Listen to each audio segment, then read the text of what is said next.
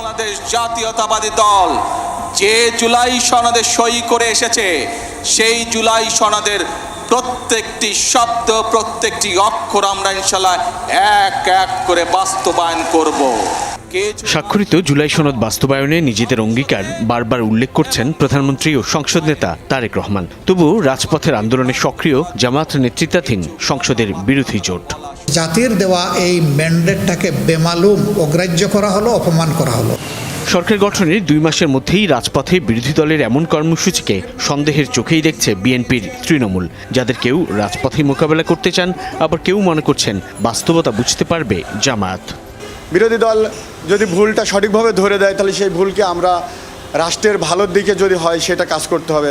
আর যদি বিরোধী দল আমাদের দলকে ধ্বংস করার উদ্দেশ্যে মিথ্যা আচরণ করে, সেটা রুখে দিতে হবে। ওরা যেই আন্দোলন করতেছে সেটা সাধারণ মানুষ এবং জনগণের আন্দোলন না, সেটা হলো ওনাদের স্বার্থ হাসিলের একটা আন্দোলন। তারা যেই আন্দোলনগুলো করতে হচ্ছে জামাত, এটা মোড়ো বালকনেরা তারা রাষ্ট্রের ভালো চাচ্ছে না।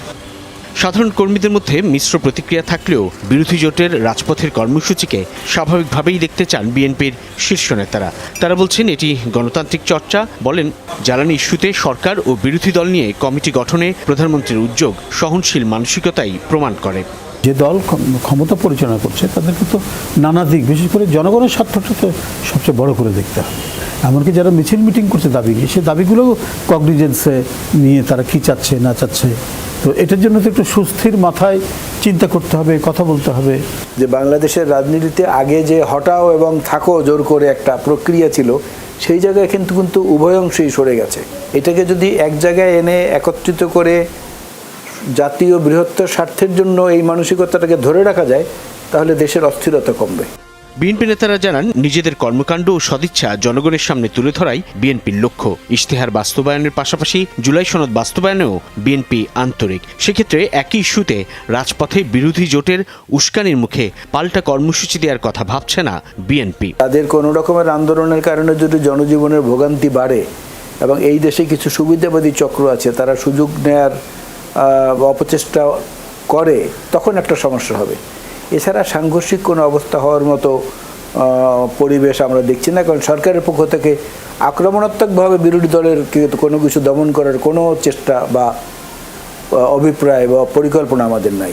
খারাপটা হচ্ছে ওইটাই, যদি পরিকল্পিতভাবে একটা সরকারকে মানে অপপ্রচার, মিথ্যাচার, যেটা শেখ হাসিনা করেছিল, তাদের দাবি দেওয়া নিয়ে অবশ্যই কথা বলবেন, দাবি জানাবেন, এই ক্ষেত্রে যে পদ্ধতিগুলো আছে সেটাও অবলম্বন করবেন। কিন্তু জনগণের নির্বাচিত একটা সরকারের যে মানে মেয়াদকাল এবং তার যে একটা কার্যক্রম, সেটা যেন প্রতিহত না হয়।